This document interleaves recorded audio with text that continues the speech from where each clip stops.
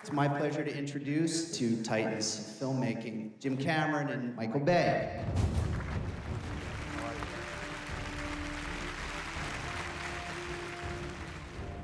I actually think that all films benefit from 3D in varying degrees.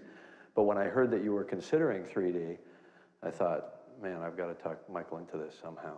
He invited me to the set of Avatar, and he's like one of my idols here. And he says, Michael, we've done everything. And I'm like, well, you sunk the Titanic. I didn't, so I got a lot more to do. But he said, you got to look at it as a toy. It's another fun tool to help get emotion and character and create an experience. And I'm always trying to create a great summer experience for the moviegoer.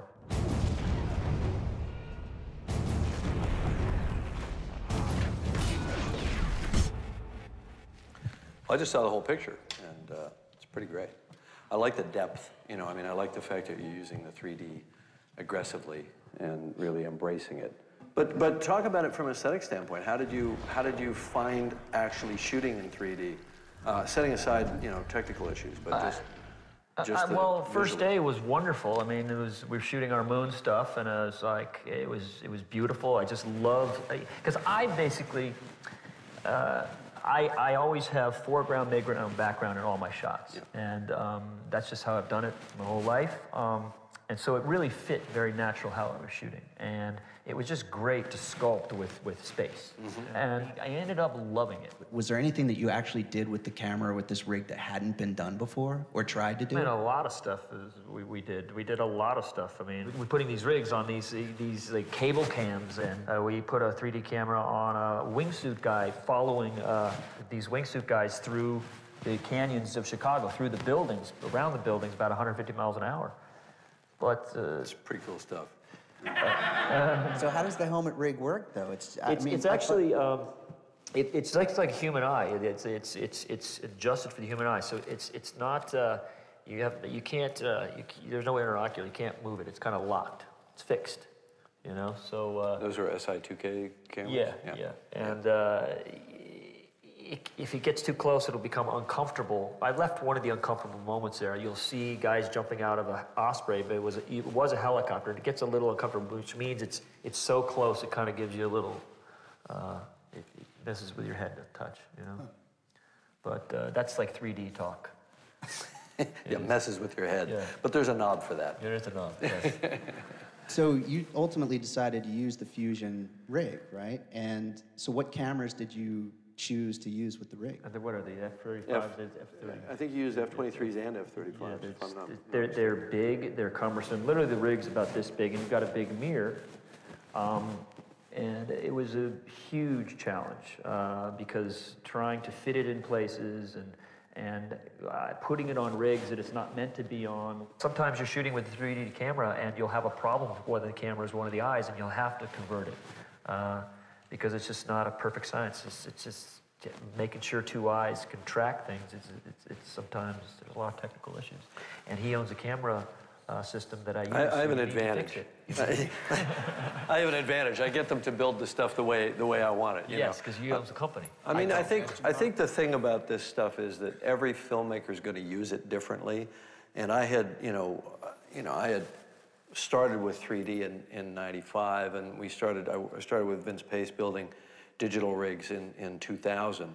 And so it was a 7-year development to get to Avatar. And it was still kind of experimental, a little bit of a science experiment in the first few days. We were still figuring out how to get it onto the Steadicam and all that sort of thing, and balance the rig when the I/O changed.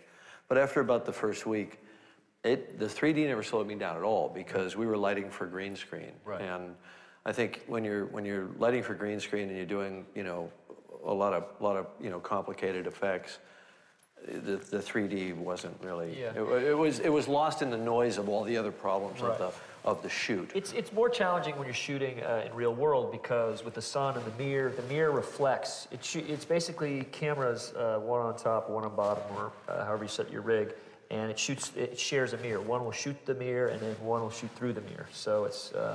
You have to watch light spill, because it'll wreck one of the eyes. So that takes a lot of time. That's definitely true. When we first started building these rigs in 2000, the first thing we did was take them out on an expedition in the middle of the North Atlantic, and we were in storms and hurricanes and little boats racing around and all that. That's but an action director. That right was there. yeah, we figured let's not screw around. Let's take it down to the bottom of the ocean, all that. So, and took it in aircraft and everything. But those were mostly side-by-side rigs. And I see the beam splitters as being the right, for me, it's tools for, different tools for the job. And the beam splitter rig I would use for a shot where I was closing in on somebody from a distance, or I was shooting tight close-ups, that sort of thing. And anything more than 6 feet away from the action, I'd just shoot side by side, and then the lens, hopefully the lens flare is the same in both lenses, but it never is. Yeah.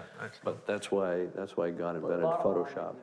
Can you be more specific about any sequence that was most challenging? I mean, you like to shoot aggressively, and there was no, you couldn't see how you could use these rigs to shoot the way you like to shoot. Well, Can you be specific about something with that was... 3D, it's got a problem where you stroke if you pan too quickly. So this movie, I had to be more in terms of wide and slow, and slow the cutting down a bit. When you pan, there's a person on set who will actually bring the 3D out, so as you're panning almost in 2D, and it goes back to 3D. 3D is like as you said before in interviews, it's like music, right? You kind of sculpt it how it goes more 3D, less 3D. Yeah, I think we were talking about that when you were thinking of doing the picture in 3D. I said it's just like audio. You dial it in or dial it down, or it's like music in a scene. Sometimes the effects have to be louder than the music, right? And the music takes a back seat. The 3D is the same. If super fast kinetic cutting is the thing you want to be saying at that moment, then you just dial back the 3D. Right. That's what directors do. They sit home, listen to music, and they start going into their mind how they want to. I mean, at least that's what I do. How I want to entertain the viewer and take them through. Yeah. What do you do, Jim? What's your secret? I mean, when I'm writing an action scene, I just crank up the music really so loud I can barely think. Yeah. But do you and then I just stream of consciousness. Do you find that sometimes you'll come up with an action scene wherever, you know? Oh yeah, sure. Because I did that building sequence. I was doing stomach crunches. It's the weirdest place to ever come up with an action scene, but that's where I came up with that scene. Yeah. It can be anywhere. Yeah, I was in a plane flying over the middle of Spain, thinking about what it would be like for one parachutist to jump out without a chute and try to catch the other guy, and that wound up in Point Break. For both of you guys, what's the, just looking forward, is there anything that it can't do yet that you need it to do, want it to do, that you're going to bend it and make it do? Effects, there's nothing that you can imagine that can't be done right now. It's just a question of money and time. Digital, I think, the great thing about digital is that there's infinite headroom. It's going to continue to improve. With the 3D, we're working hard every day to make the cameras smaller, more robust, more user-friendly, take some of the text out of the loop.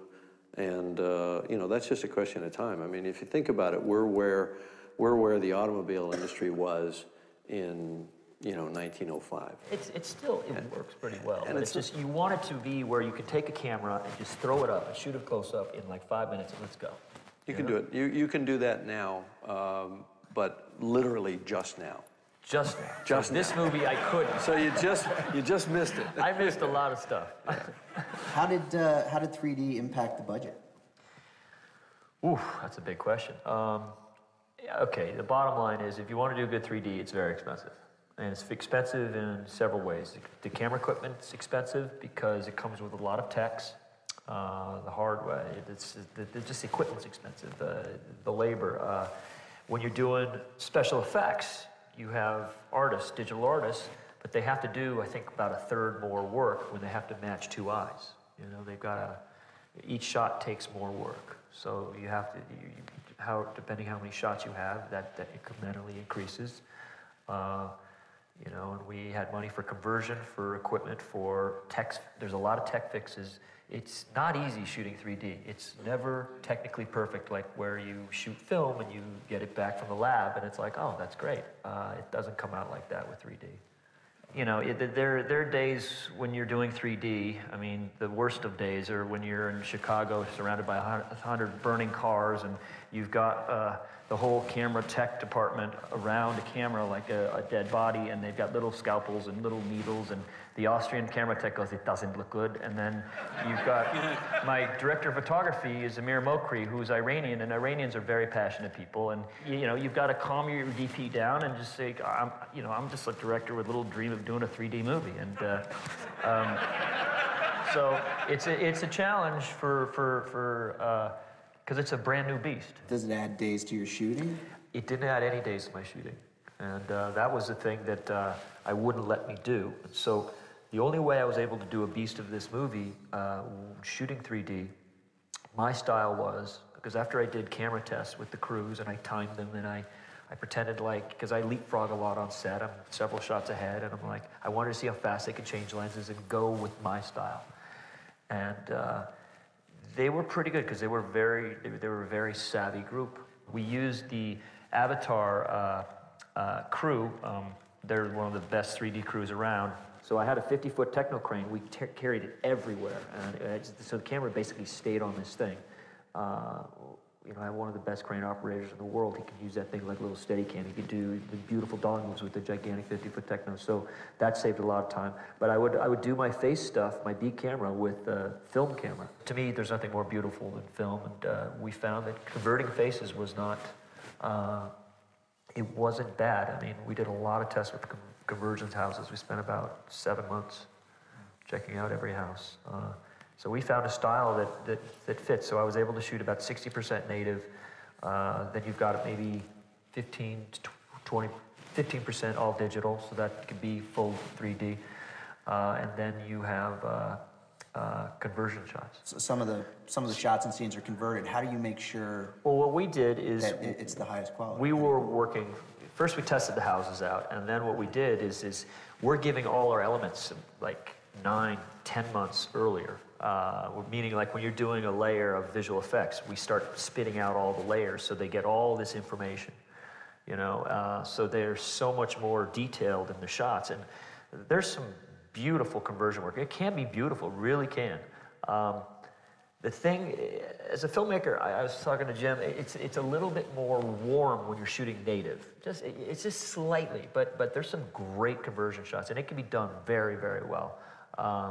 I'm very happy with the work that my two companies are doing. Would you consider yourself a convert now? Would you shoot another? Yeah, I don't think everything's right for 3D. I think for this, Paint and Gain going to come in 3D? No.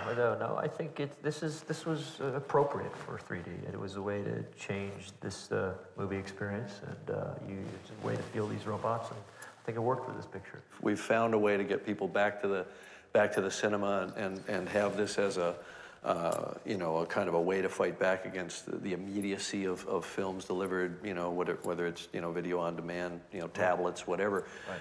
And the 3D gets people back into the kind of cinema experience, the big screen, the stuff that we love. What's the most exciting element of 3D movie making at this point? Just like Jim said, I had fun on the set shooting it. It was like a new toy, and I actually had a wonderful time doing 3D. I think it's the applause of the audience when they see something that blows their minds. That's the most exciting part. You've won them. You've taken them someplace. I mean, it's what we just experienced here. That's what's great about it. You can't beat a line like that. It's a setup.